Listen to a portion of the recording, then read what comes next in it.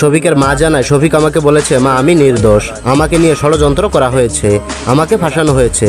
আপনি আমাকে নিয়ে কোনো চিন্তা করবেন না, ভয় করবেন না।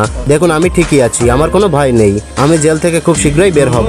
শফিকের মা আরো জানায় ওই মেয়েটি প্রথমে আমার ছেলের সাথে সম্পর্ক করে, পরে হঠাৎ করে আমার ছেলেকে সে ফাঁসিয়ে দেয়। যদি মেয়েটির কোনো দোষ না থাকে তাহলে মেয়েটি কেন সবার সামনে আসছে না, কেন সবার সামনে এসে কথা বলছে না। শফিকের মা আরো জানায় আমার ছেলেকে যারা ভালোবাসেন, আমার ছেলেকে যারা পছন্দ করেন, আমার ছেলের অভিনয় যারা দেখেছেন, দয়া করে তারা সবাই আমার ছেলেকে সাপোর্ট করবেন এবং আমার ছেলের জন্য দোয়া করবেন। আমার ছেলে ভিডিও বানাতো এবং সে চাইতো আস্তে আস্তে সে একজন বড় অভিনেতা হবে এবং বড় কন্টেন্ট ক্রিয়েটর হবে, কিন্তু হঠাৎ এই বাধাটা আসায় তার কেরিয়ারে একটু সমস্যা হয়ে দাঁড়িয়েছে। তাই সকলে মিলে আমার ছেলেকে একটু সাপোর্ট করবেন, সে আবারও আপনাদের সামনে অভিনয় নিয়ে ফিরে আসবে।